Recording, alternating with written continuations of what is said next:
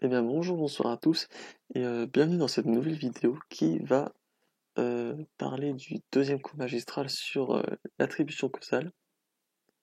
Bon, je vais faire du coup pour ce cours magistral deux parties. Une première où on revient sur la théorie de Jones et Davis et on parle de la théorie de Cayley. Et une seconde vidéo où on parlera des premières attributions, des premiers biais d'attribution vus en classe. Et donc, je commence tout de suite. Revenons sur la théorie des inférences correspondantes de Jones et Davis. Nous avons vu que selon cette théorie, une condition de libre choix était nécessaire pour pouvoir donner une causalité interne à un comportement.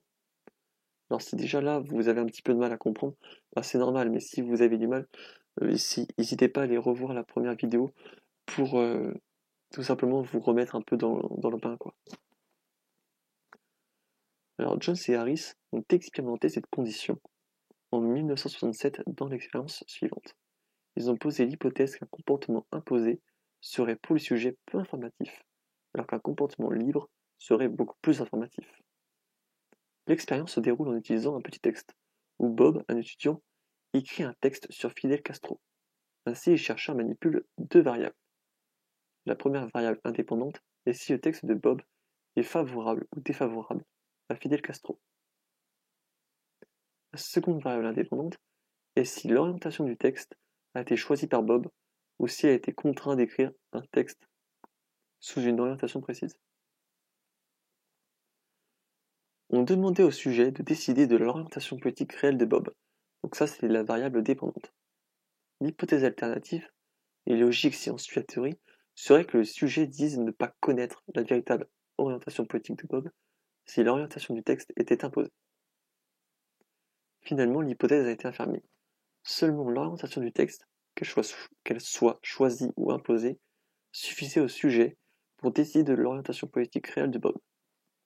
Le libre choix n'a donc pas été pris en compte par les sujets, ce qui contredit la théorie de Jones et Davis, ou du moins cette condition précise. Snyder et Jones ont essayé quelques années plus tard, en 1974, de réitérer cette expérience en faisant vivre la situation de dissonance cognitive que subissait Bob dans le texte. Ainsi, tout comme Bob, les sujets ont dû écrire quelque chose qu'ils ne pensaient pas. Mais malgré ça, l'hypothèse est restée affirmée, donnant naissance à un nouveau biais, le biais de correspondance. Il s'agit donc de donner des intentions ou une pensée à quelqu'un en fonction de ses comportements, qu'ils soient volontaires ou non.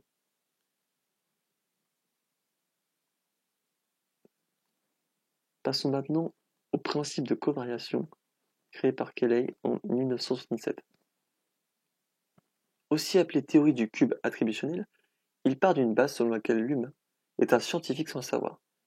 Il possède un raisonnement très rationnel dans lequel il établit des relations de cause à effet en identifiant des covariations. Alors la covariation, c'est quand A est présent, B l'est aussi. A est absent, B est aussi absent. De cette façon-là, on déduit qu'en fait que A est la cause de B. Donc trois causes plausibles sont étudiées: la personne, le stimulus ou les circonstances, ce qui représente nos trois variables indépendantes. Et on aurait trois critères de validité, qui seraient en fait des infos diverses, utilisés pour départager les trois causes possibles. Donc on aurait en critère de validité le consensus des pairs. On peut se demander un exemple d'interrogation qu'on pourrait se poser. Les autres ont-ils fait de même que la personne? Ont-ils pensé de même que la personne? Donc pour citer l'exemple de la fuite, c'est par exemple si face à une créature, je suis le seul à fuir, le consensus des pairs est faible, je n'ai pas fait la même action que les autres. Et au contraire, si tout le monde fuit, le consensus des pairs est fort. Les autres ont fait la même action que moi. On a la distinctivité, qu'on peut représenter par la question a-t-il ce comportement face à ce stimulus précis, ou l'a-t-il aussi face à d'autres stimuli? Et on a la consistance comme troisième critère de validité, ou un type de question qu'on pourrait se poser qui irait à la consistance, c'est de se demander si ce comportement reste-t-il le même dans d'autres lieux, moments de la journée? Ainsi, le consensus des pairs informe sur le poids causal de la personne. Plus il est élevé, moins le poids causal de la personne est important. La distinctivité du stimulus informe sur le poids causal du stimulus. Plus il est élevé, plus le poids causal du stimulus est important. Et pour finir, la consistance du comportement informe sur le poids causal des circonstances. Plus il est élevé, moins le poids causal des circonstances est important. Ainsi, 8 combinaisons sont possibles et je les ai représentées juste ici. On a bien 8 combinaisons avec des modalités qui peuvent être fortes ou faibles, donc consensus fort, consensus faible, distinctivité forte, distinctivité faible, consistance forte, consistance faible. Oui, donc on a bien 8 combinaisons possibles. Donc là, j'ai fait un petit exemple pour peut-être vous exercer, peut-être vous éclaircir. Notre exemple est le suivant. Paul a mangé la tarte de sa mère en rentrant de l'école. On a 3 informations. La première et la suivante. Il ne goûte pas souvent après l'école. Donc là, ça indique que exceptionnellement, il a goûté, alors que normalement, il ne le fait pas.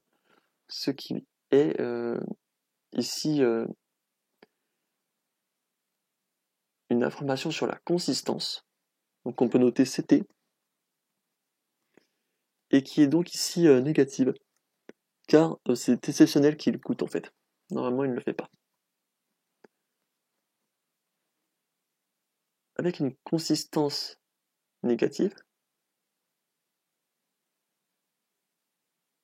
l'attribution causale pour les circonstances augmente.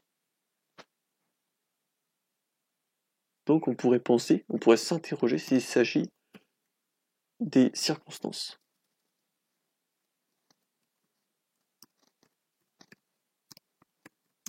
Voilà. Hop. Ensuite, on a une autre phrase. Deuxième information, ses frères ont aussi mangé de la tarte.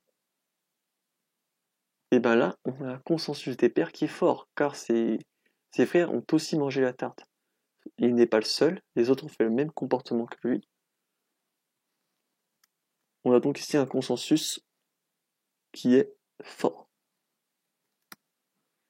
Un consensus fort, ça laisse a priori penser que ce n'est pas qu'on n'attribuerait pas cet événement à la personne. Donc en gros, ça serait pas à cause de la personne que cet événement aurait eu lieu. C'est pas juste Paul qui est gourmand, quoi.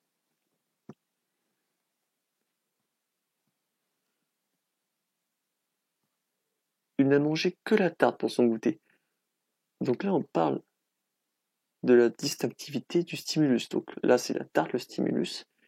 Et on voit que, en fait, normalement, il goûte pas. Et là, il a goûté uniquement pour la tarte. Donc là, il y a une distinctivité qui est forte. Forte ou faible? Non, on a une distinctivité qui est forte. Mais c'est ça. On a une distinctivité qui est forte.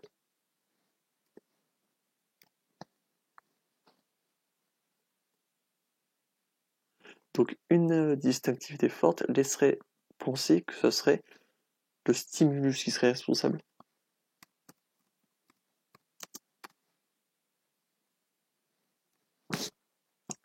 Ainsi, on a consistance faible, consensus fort et distinctivité forte. Donc on a donc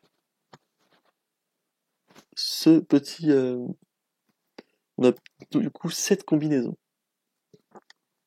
Hop, 2 secondes, voilà. Voilà, c'est bon. Et du coup, l'attribution causale, on peut soit la donner aux circonstances, soit au stimulus. Voilà. Cependant, et on va le voir tout de suite, j'enregistre juste, voilà, hop. Les sujets ont tendance à donner pour cause les circonstances dès que la consistance est faible. Donc même si d'autres causes peuvent être posées selon le modèle. Donc là, selon le modèle, ça pourrait être la faute du stimulus ou des circonstances, et on aurait plus tendance à dire que c'est les circonstances qui sont responsables. Donc une phrase de circonstance typique, ce serait que tout simplement sa mère ne prépare pas souvent de tarte. Et donc là, on a une circonstance particulière. D'habitude, il n'y a pas de tarte, là il y en a une. Donc forcément, ce qui va se passer, bah, c'est que exceptionnellement, bah, on va goûter à la tarte. Alors Kelly a ici créé un modèle idéaliste.